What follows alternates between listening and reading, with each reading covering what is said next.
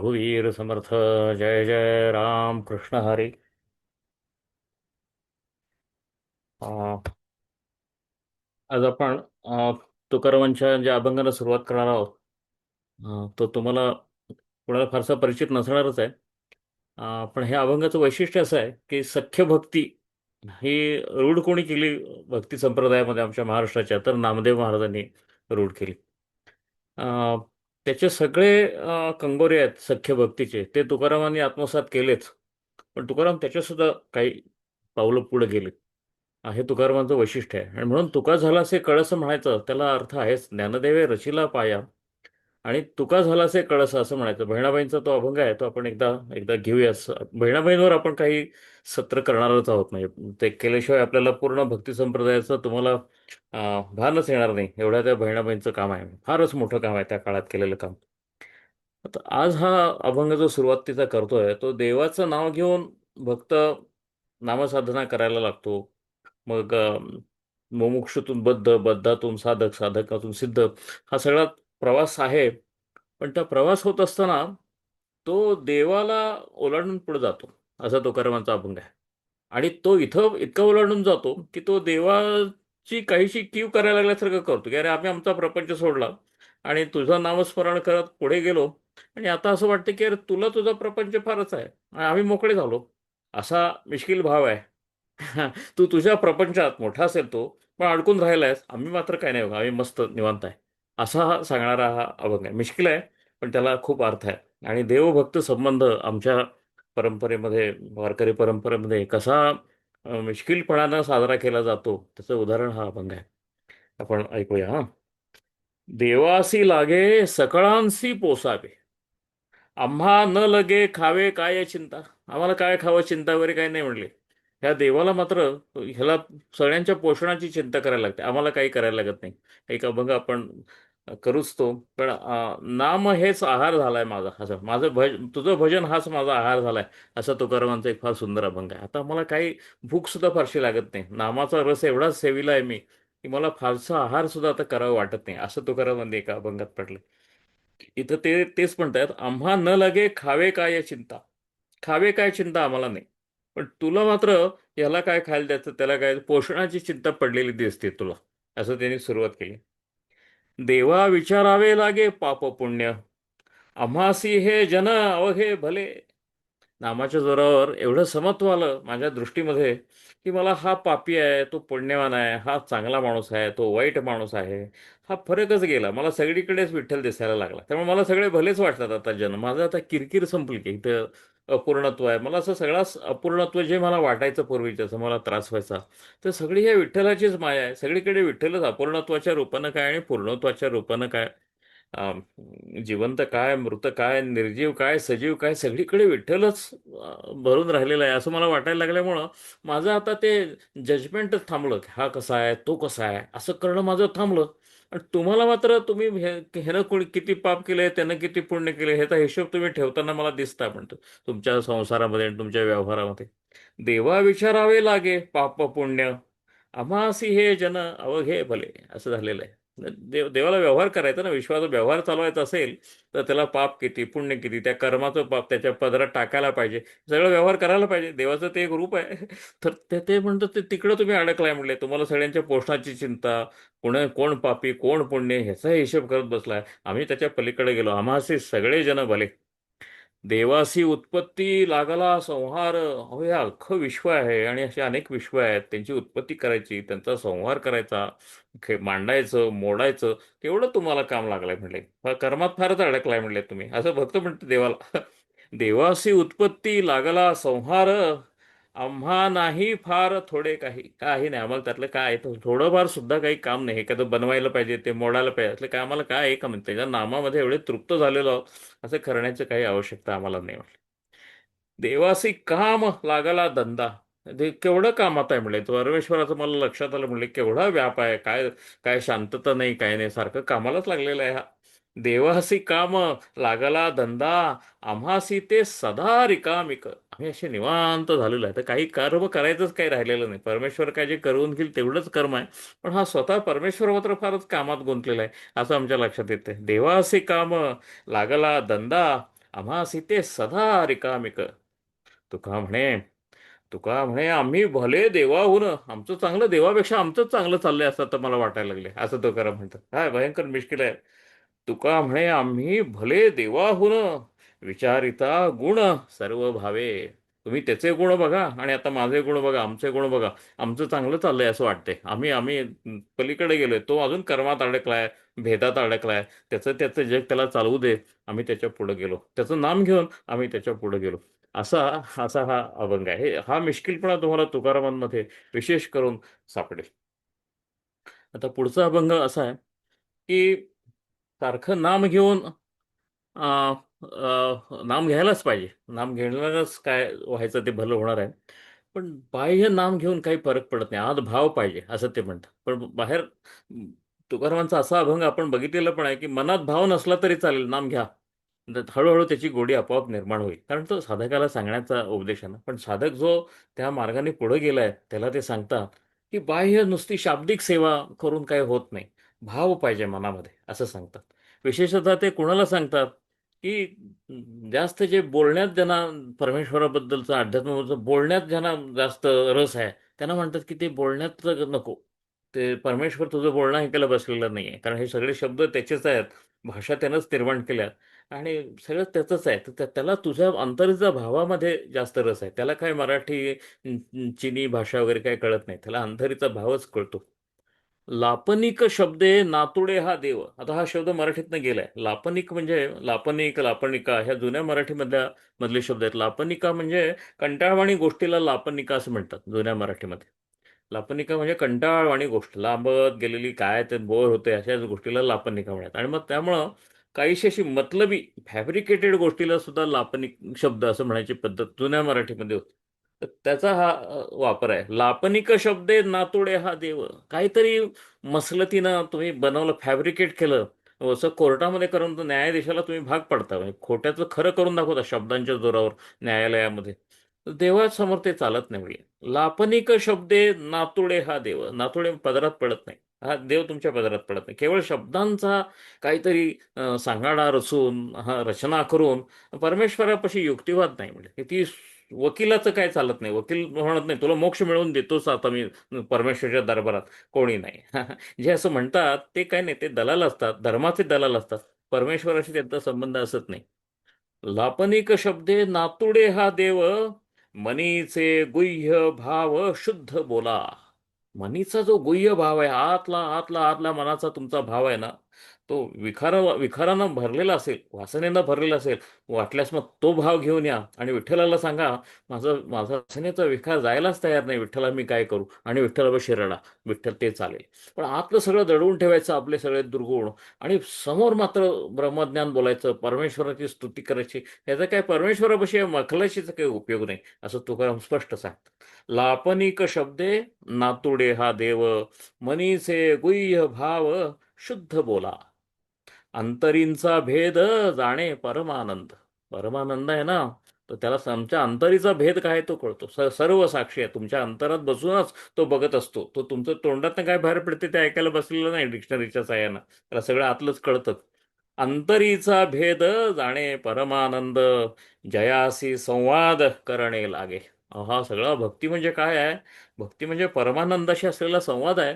त्या संवादात कृपा करून खोटेपणा आणू नका. त्या संवादामध्ये कृपा करून वकिलासारखं चतुर असं युक्तिवाद काही करू नका. काय आतला भाव आहे तुमचा, भावडा भोळा काय जो असेल, तो गुह्यभाव घेऊन प्रगट व्हा. परमेश्वराला ते जास्त मान्य आहे, तुमच्या युक्तिवादाशी त्याला देणं घेणं नाही. अंतरीचा भेद जाणे परमानंद, जयाशी संवाद करणे लागे. तुका म्हणे जरी आपुले स्वहित, तुम्हाला खरं अध्यात्मातलं स्वहित साधायचं असेल तर ते चालूबाजी करून काहीतरी ते काय तुम्हाला मिळणार नाही. हा काय जगाचा व्यवहार नाही, हा अध्यात्माचा व्यवहार परमेश्वराबरोबर आहे. हा कुठल्या सत्तेबरोबरचा नाही, कुठल्या पोलिसा बरोबरचा नाही, कुठल्या मुख्याबरोबरचा नाही, काही नाही, कुठल्या श्रीमंत व्यापाऱ्याबरोबरचा नाही, का दरोडेखोरांच्या बरोबरचा नाही. इथे काही युक्तिवादाला स्थान नाही, चापलसीला काही स्थान नाही. तुका म्हणे जरी आपुले स्वहित, तरी करी चित्त शुद्ध भावे. चित्त शुद्ध केल्याशिवाय इथे काही संवादच, खरा संवाद साधला जात नाही आणि खरी कृपा होत नाही. त्यामुळे शब्दांची मखलाशी कृपा करून करू नका, स्वतःची करू नका. परमेश्वराशी करू नका. असा हा संदेश आहे. हा आतून आलेला आहे, भक्तांबद्दलच्या कळवळ्यातनं आलेला महाराजांचा हा संदेश आहे. त्याच अर्थाचा हा पुढचा अभंग आहे. नव्हे ब्रह्मज्ञान बोलता सिद्ध. ब्रह्मज्ञानाच्या नावाखाली काय आहे? तुम्ही शंकराचार्यांचं वगैरे वाङ्मय बघितलं तर ते शंकराचार्यांचं काय म्हणणं आहे ते समजून घेण्यासाठी अनेक ग्रंथ लिहिले गेलेले आहेत. परत त्याच्यावर अनेक कॉमेंट्री गेलेली आहेत. आता खंडन खंडन खाद्य नावाचा ग्रंथ आहे. तो वेदांतांमध्ये अतिशय प्रसिद्ध असा ग्रंथ आहे की तो जर ग्रंथ ज्याला कळला त्याला वेदांत कळला. वेदांत कळला म्हणजे काय? मग त्यांना ही माया काय आहे, ब्रह्म काय आहे, ते सगळं त्याचे काय, त्याची सगळी आक्षेप काय आहेत त्यावरचे, आणि मग त्याच्या निराकरण कसं करायचं, असं सगळं काही त्या खंडन खंडन खाद्यमध्ये आहे. आणि अगदी सुरुवातीचा ग्रंथ आहे तो पंचदशी हा नावाचा ग्रंथ आहे. तो अगदी प्रायमर म्हणतात वेदांताचं, ते मध्वाचार्यांनी लिहिलेलं आहे. तर तो प्रायमर आहे. तो सुरुवातीचा ग्रंथ आहे ते. आणि खंडन खंडन खाद्य ह्याला प्रौढ ग्रंथ असं म्हणतात. प्रौढ असं हे सगळं करून मग काय होणार? तर तुम्हाला ब्रह्मज्ञानाचे तुम्ही प्रोफेसर होणार. ह्या प्रोफेसर होण्याचा प्रत्यक्ष ज्ञानप्राप्तीशी काही संबंध नाही, असं तुकाराम सांगतात. फार जबाबदारीने लिहिलेली असे रचना आहे. नव्हे ब्रह्मज्ञान बोलता सिद्ध. एकदम सिद्ध झाला तुम्ही ब्रह्मज्ञान, सगळी तुम्हाला आर्ग्युमेंट्स कळलेली आहेत आता त्यातली. ब्रह्मज्ञान नाही होत. ब्रह्मज्ञान त्याला म्हणत नाही. शब्दाच्या सहाय्यानं होणारं जे ब्रह्मज्ञान आहे ते तुम्हाला प्रोफेसर करेल. प्रोफेसर, तुम्ही शंकराचार्यांच्या नावाची खुर्ची तुम्हाला मिळेल, तुम्ही आचार्य पण व्हाल एखाद्या मठाचे, पण ब्रह्मज्ञानी तुम्ही होणार नाही. नव्हे ब्रह्मज्ञान बोलता सिद्ध, जव हा आत्मबोध नाही चित्ती. तुम्हाला आतून बोध जर या ब्रह्मज्ञानाचा झाला नसेल तर ब्रह्मज्ञान होणार नाही. तुम्ही पोपटपंची करणारे प्राध्यापक व्हाल, पण ब्रह्मज्ञान तुम्हाला येणार नाही. आणि म्हणून जो ज्ञानाचा हाव आणतो, ज्ञानाच्या शाब्दिक रचना करतो, त्याला ते ज्ञान झालेलं असेलच असं नाही, किंबहुना नसणे झाल्याची शक्यता जास्त आहे. आत ज्याच्याकडे भाव आहे त्याला ज्ञान होणार. हे हे हे भक्ती संप्रदायातनं आलेलं अतिशय विजडम आहे. असं फार असं लखलखीत असं रत्न आहे तुमच्यासमोर तुकाराम महाराज आत्ता मांडतायत. काय करीसी वाया लटिकाची पाल्हळ. काय म्हणलंय बघा, सगळ्या ब्रह्मज्ञान मांडणाऱ्या लोकांना म्हणलं, लटिकाची पाल्हळ म्हणजे उगाच पाल्हळ आपलं लावत बसायचं शब्दांचं आणि युक्तिवादाचं. करायचं काय त्यातनं? उपाधी वाढणार, अहंकार वाढणार, आणि परमेश्वर तुम्ही त्याला ब्रह्म म्हणा, तुमच्यापासून लांबच राहणार. काय करीसी वाया लटिकाची पाल्हाळ, श्रम तो केवळ जाणीवेचा. नुसता जाणीवेचा श्रम आहे बघा. हा शब्द तुम्हाला अनेक ठिकाणी संत वाङ्मयात दिसेल की जाणीवेचा श्रम. जाणीवेचा म्हणजे काय? कॉग्निशनचं. It's just a burden of cognition. सगळं समजावून घ्यायचं, त्याचा हा शीण आहे म्हणले. असं समजावून घेऊन काही परमेश्वर गाठ पडत नाही. काय होतं म्हणले, ते वेदांतामध्ये अहम ब्रह्मास्मी असा शब्द असतो. मग तुम्ही त्याचं वर्णन करायला लागतं. मग त्याचं वर्णन लोकांना समजावून सांगायसाठी मीच देव असं तुम्हाला तुमच्या तोंडात येतं.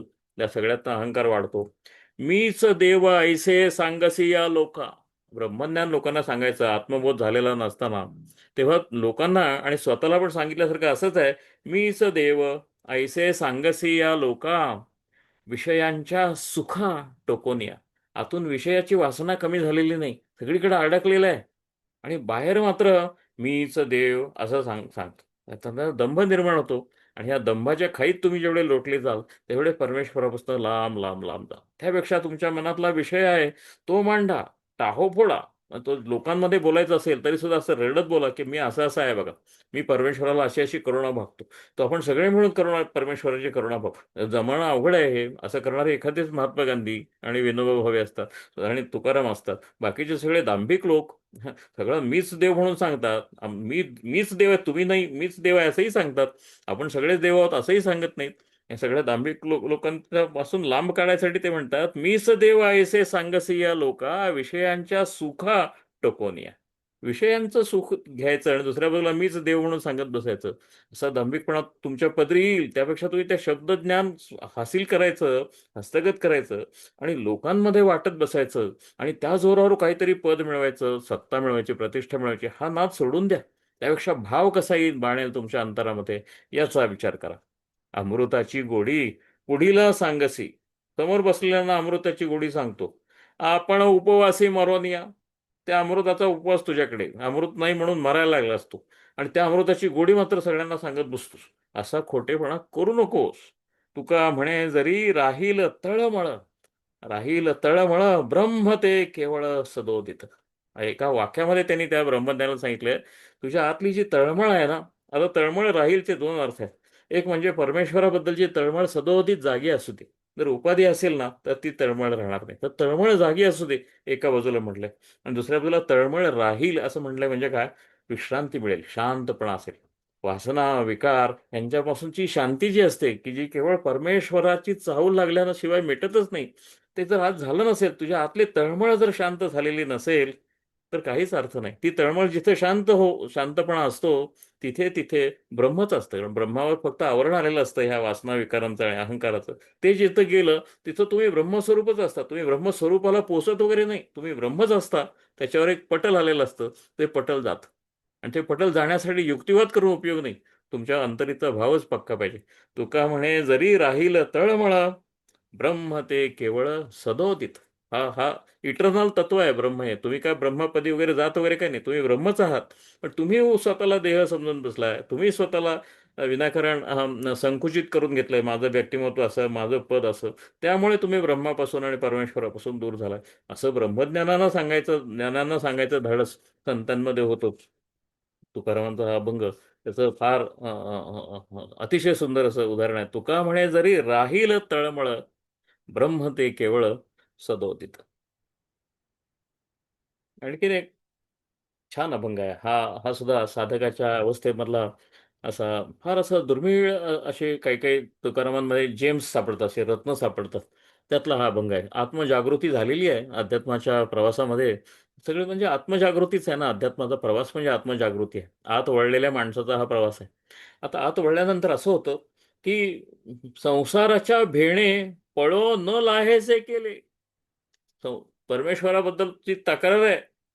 साधनेच्या टप्प्यामध्ये सांगितलेलं आहे, की मला आता असं झालंय म्हणाले, संसाराचा त्रास व्हायला नको म्हणून मी जर पळून गेलो संसारापासून परमेश्वरा, तर ते काय माझा मी पासून मी पळून जाऊ शकत नाही ना. संसारापासून पळवलं म्हणजे काय? माझा आतला आतला स्व जागा झालाय. पण तो स्व जागा होऊन माझा अहंकार तुमच्या पायी समर्पित करून मला तुमच्याकडून एक आदेश येईल आणि त्याप्रमाणे मी माझं जगणं जगेन, असं अजून झालेलं नाहीये. माझा अहंकार गेलेला नाहीये.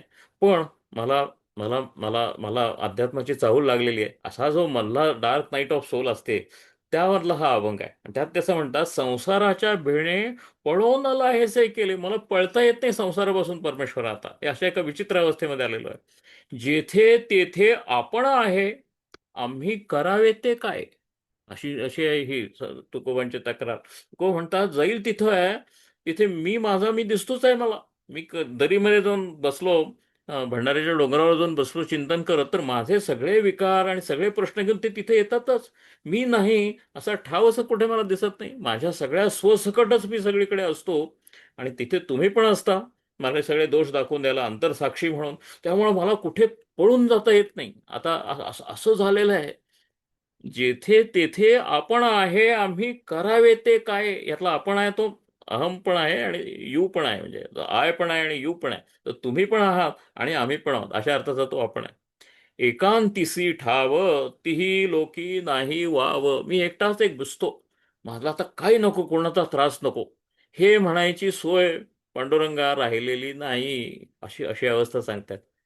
एकांत नावाची गोष्ट मला नाही पांडुरंगा. मी कुठेही गेलो तरी माझ्या सगळ्या आतले सगळ्या प्रश्नांसकट तो एकांत माझा मोडतो आणि परत तुम्ही आहातच साक्षीला.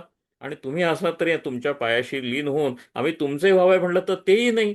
हे जे अंतरा सकटच हा सगळा प्रवास सगळीकडे होतोय, त्यामुळे सुटका म्हणून काही नाही बघा. असा असा हा तुकारामांची अवस्था आहे. एकांतिसी ठाव, तीही लोकी नाही वाव. त्रिभुवनात कुठेही गेलो तरी एकांत मिळेना मला आता परमेश्वर, अशी परिस्थिती झाली. आता दऱ्या डोंगरात जाऊन काय करणार?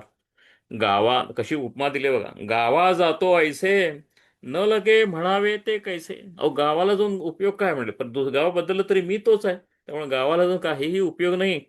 स्वप्नाचे परी, जागा पाहे तव घरी. स्वप्नामध्ये आपण खूप चालतो आणि दुसऱ्याच गावी कुठेतरी पोहोचतो आणि दुसऱ्या विश्वात पोहोचतो. आपण काहीतरी घडतं आणि जाग येते आणि मग लक्षात येते की आपण घरातच आहोत. परमेश्वरा, पांडुरंगा, माझं तसं झालेलं आहे. कुठेही जायचं, सगळा तुमचा विषय बाजूला ठेवला, माझा विषय बाजूला ठेवला, कशात तरी रममाण व्हायचा प्रयत्न केला, काहीतरी पंक्चरिंग होतंय आणि बरोबर जाग येते, कळते की नाही नाही आपण तिथेच आहोत अजून आणि आपण तिथेच आहोत अजून. अशी अवस्था झाली आहे. स्वप्नाचे परी जागा पाहे तव घरी. तुका म्हणे काय असं म्हणल्यानंतर कासावीस होत तुकाराम म्हणतात, काय छळ मांडलाय पांडुरंगा तुम्ही माझा. कारण अजून तिथं पोहोचायचं आहे, पांडुरंगापाशी पांडुरंगात विलीन होण्याच्या अवस्थेला अजून पोहोचायचे आहेत तुकाराम. अर्ध्या रस्त्यावरच आहेत. तुका म्हणे काय तुझे घेतले म्या आहे. अरे काय तुमचं ऋण आहे, आम्हाला का छळ मांडलाय तुम्ही आमचा. असं असं असंच सरळ जाब विचारलेला आहे. पांडुरंगाला जाब तुकारामाने विचारलाय की आमचा छळ का मांडलाय तुम्ही, आम्ही तुमचं असं काय घेतलंय की वसूल करायला हा असा त्रास देऊ. हा त्रास भोगायलाच लागतो भक्ती मार्गामध्ये, अध्यात्माच्या साधनेमध्ये. असा असा अर्थाचा हा फार सुंदर अभंग आहे. हा, आपण एक छोटा अभंग घेऊया आणि मग आपण आजच्या भक्तिगीताकडे जाऊया. हं. सारखं नाम घेत असताना नाम हेच काम झालेलं आहे, असा असा असा तुकारामांचा हा अभंग आहे. फार सुंदर अभंग आहे. आम्हा सर्व भावे हेची कामा. म्हणजे कर्म चालूच आहे हो, ते संसारात दिलेलं कर्म आहे ते सगळं करतोच आहे. त्यापासून पळायचा भक्तिमार्ग हा नाहीच आहे. आधी प्रपंच करावा नेटका असं जाणारे रामदास या भक्तिमार्गातले आहेत. त्यामुळं प्रपंचापासून पळण्याचा कुठे संबंधच नाही आहे. पण तेच एक काम, त्यातनं आलेली सुखदुःख हीच सुखदुःख, ह्याच्यापासून आम्ही लांब आलो. आम्ही ते अलिप्तपणानं करतो आलेलं प्राप्त कर्म म्हणून. पण खरं काम काय म्हणालात आमचं तर, आम्हा सर्व भावे हेची काम, न विसंभावे तुझे नाम. आता हे विसंभावेचा अर्थ आहे, विसंबणे हाच शब्द आहे, पण विसंबणे म्हणजे दुसऱ्यावर अवलंबून राहणे असा मराठीतला आत्ताचा अर्थ आहे. हा लोपलेला अर्थ असा आहे की विस्मरण. विसंभावे म्हणजे विस्मरण होणे. न विसंभावे तुझे नाम, तुझ्या नामाचं विस्मरण करू द्यायचं नाही, हे एकच काम आहे आता माझ्याकडे. खरं काम म्हटलंच माझं तर आता एवढंच राहिलं की नामाचं स्मरण सदोदित जागं ठेवायचं, कर्म करायचंच आहे. न लगे करावी हे चिंता, आणि चिंता करायची नाही, कसलीही चिंता आता मला राहिलेली नाही. न लगे करावी हे चिंता, तरणे करणे काय आता. हा भवसागर कसा तरून जाणार, काहीही चिंता नाही. नामातच असलो की मला कसलीही चिंता एक लागत नाही. काम म्हणजे काय, तर नामाचं विस्मरण व्हायचं द्यायचं नाही, सतत नामात राहायचं, हेच एक काम. आसनी, भोजनी, शयनी. बरं का, सारखं नामाचं स्मरणच आहे. आसनी, भोजनी, शयनी, दुजे नाही ध्यानी मनी. हे नाम सोडून दुसरं काही मनातच येत नाही. सारखं ध्यानात आणि मनात फक्त नाम आहे परमेश्वर. तुका म्हणे कृपानिधी. आणि ह्या सगळ्याबद्दलचा कृतज्ञता तुकारामांच्या मध्ये, की ह्या अवस्थेला तू मला आणलंस, हे तुझं देणं आहे, ही तुझी कृपा आहे.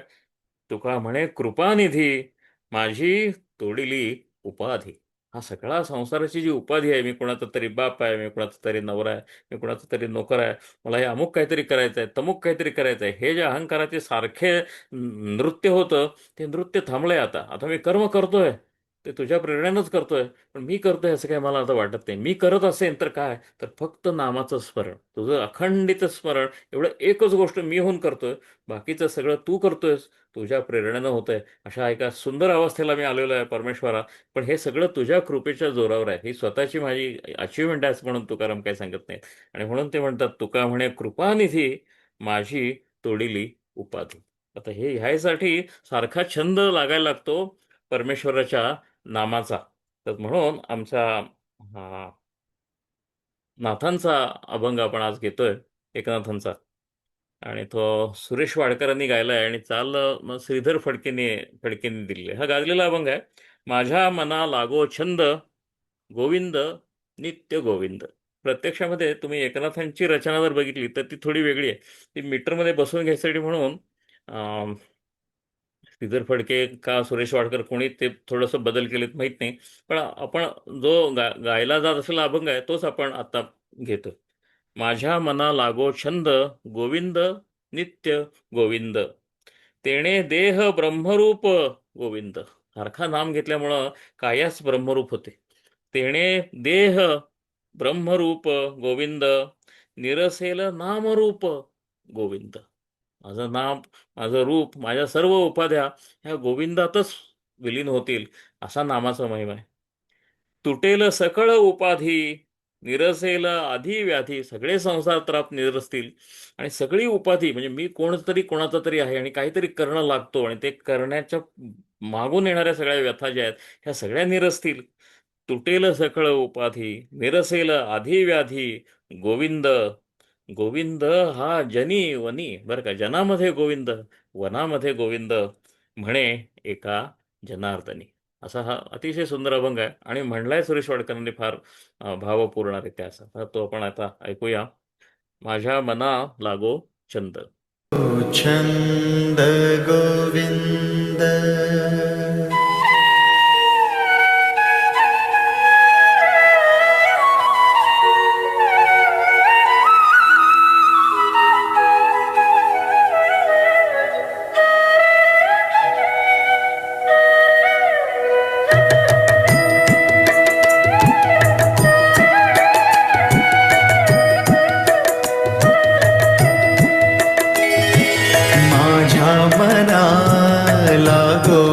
छंद गोविंद नित्य गोविंद माझ्या मना लागो छंद गोविंद नित्य गोविंद माझ्या मना माझ्या मना माझ्या मना माझ्या मना लागो छंद गोविंद नित्य गोविंद.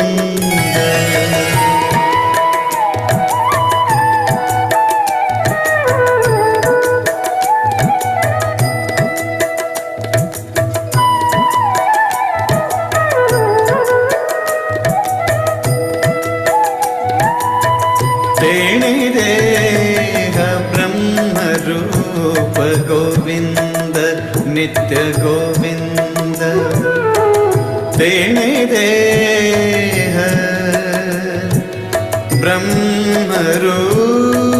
ब्रह्मरूप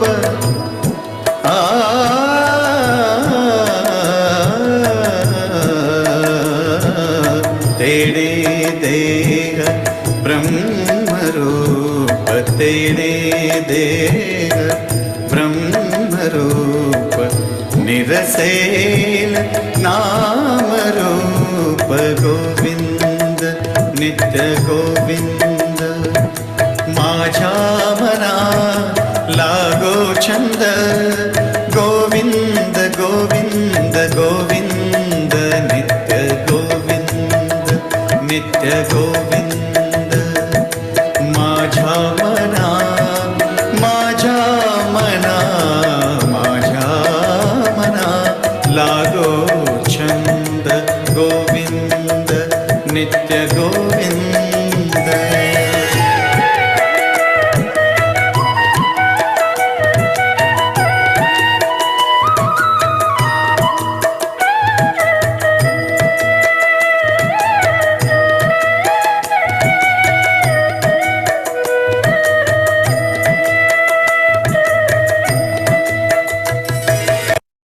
तुटेल सकळ उपाधी तुटेल सकळ उपाधी तुटेल तुटेल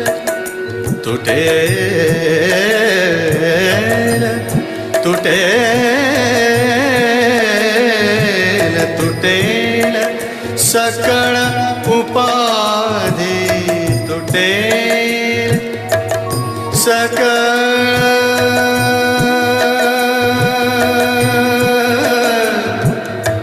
सकळ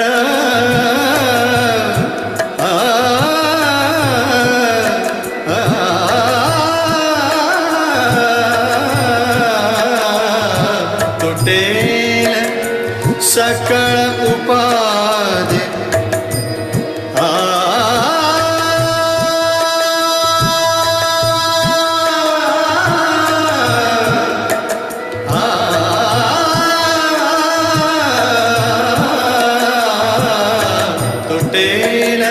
सकळ उपाधी निरसेल आधी व्याधी निरसेल आधी व्याधी आधी व्याधी निरसेल गोविंद नित्य गोविंद माझ्या मना माझ्या मना माझ्या मना माझ्या मना लागो छंद गोविंद नित्य गोविंद.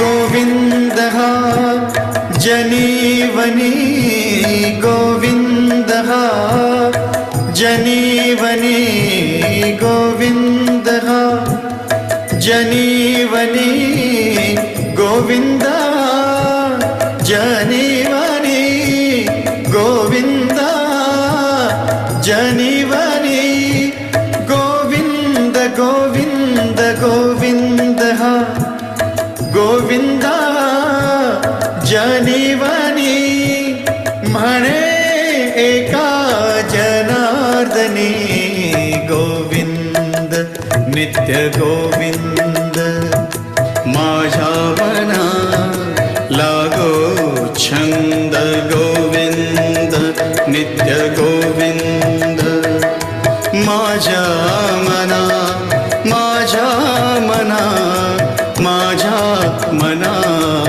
लागो छंद गोविन्द नित्य गोविन्द माझ्या मना लागो छंद गोविन्द नित्य गोविन्द. आपण इथं थांबूया. जय जय रघुवीर समर्थ.